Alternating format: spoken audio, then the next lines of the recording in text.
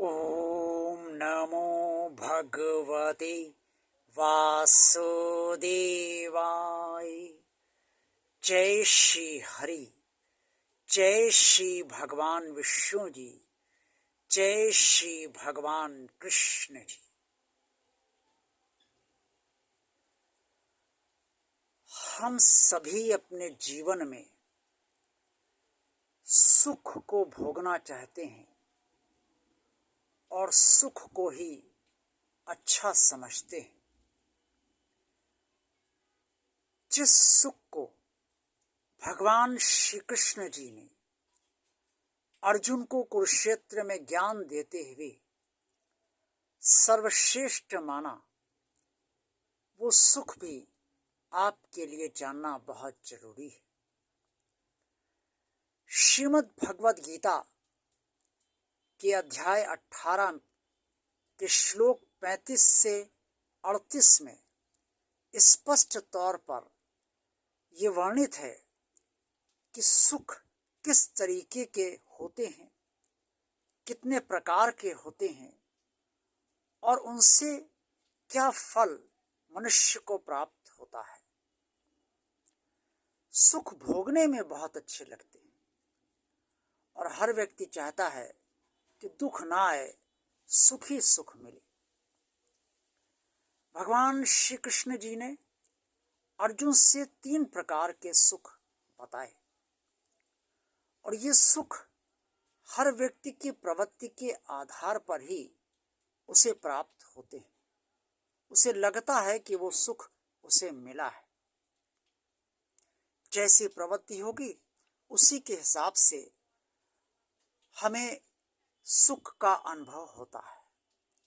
अगर हमारी प्रवृत्ति अच्छी होगी तो जो अच्छे प्रकार के सुख प्राप्त होंगे उसमें ही हमें आनंद आएगा और संतुष्टि मिलेगी। और अगर हमारी बुरी प्रवृत्तियां होंगी तो बुरे तरीके के जो भी बुरे तरीके से सुख हमें मिल सकता है वो सुख में ही हमें आनंद आएगा और हम संतुष्ट रहेंगे। भगवान श्री कृष्ण जी ने अर्जुन से स्पष्ट तौर पर यह बात कही कि जिन लोगों को भगवान के भजन, भगवान के कीर्तन, भगवान के निमित्त किए गए यज्ञ, भगवान की पूजा, भगवान का पाठ और भगवान की सेवा में आनंद आता है, उनसे उन्हें जो सुख मिलता है वो सुख विषयों का सुख तो नहीं होता, लेकिन वो सुख और उस सुख से प्राप्त जो आनंद मिलता है वो परमानंद होता है। भगवान से प्राप्त सुख होता है और प्रसन्नता को बढ़ाने वाला होता है, स्थायित्व सुख को देने वाला होता है। क्योंकि सुख सब क्षणिक होते हैं, लेकिन इस तरीके का सुख स्थायी सुख होता है।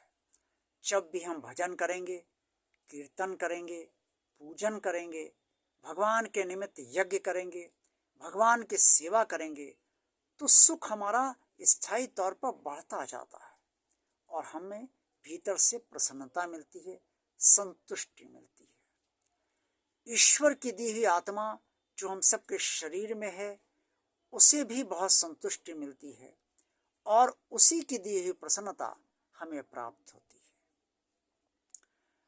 दूसरे प्रकार का सुख विषय भोग का सुख होता है। यानी कि विषय, हमें संसार के विषय जितने हमें मिलते हैं उनसे जो सुख हमें प्राप्त होता है, उनका जो भोग करते हैं, भोग करने पर जो सुख हमें प्राप्त होता है उसे विषय भोग कहा जाता है।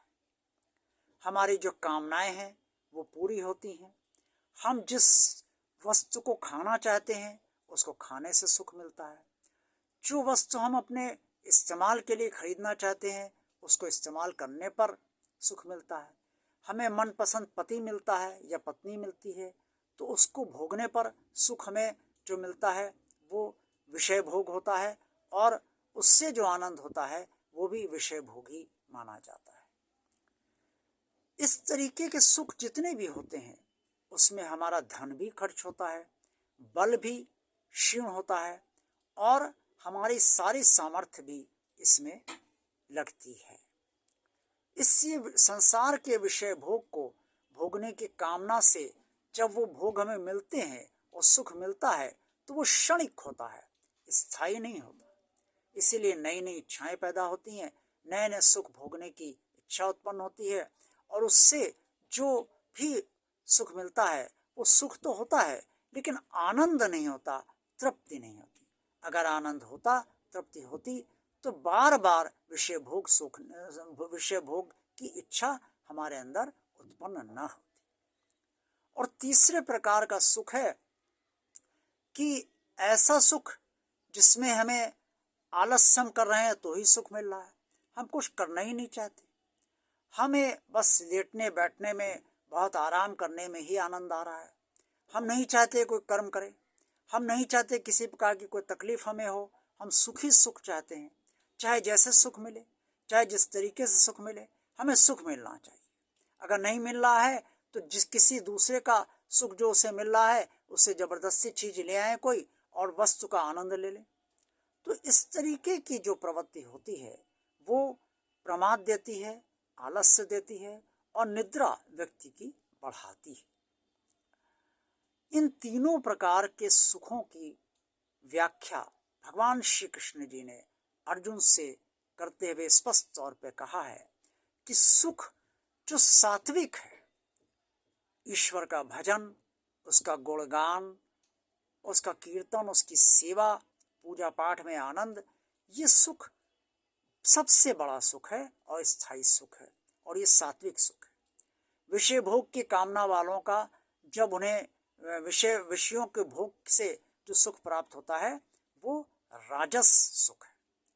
और जो निद्रा, आलस्य, प्रमाद को बढ़ाता है, दूसरे का सुख छीनकर अपने को सुख लेना और किसी की जबरदस्ती वस्तु ले आना, उससे सुख लेना वगैरह वगैरह, इस तरीके के जो काम करते हैं, जो कुछ करना ही नहीं चाहते और हर समय आराम तलबी होते हैं और सुख होने चाहिए, दुख नहीं चाहिए, वो सुखी सुख में रहना चाहते हैं और दुख में नहीं रहना चाहते, लेकिन इसके हेतु कोई कर्म वो नहीं करना चाहते।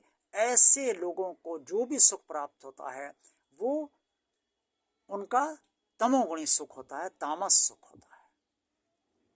इसीलिए मैंने आपसे कहा कि प्रवृत्ति अनुसार ही सुख प्राप्त होता है, जैसी प्रवृत्ति वैसा ही सुख।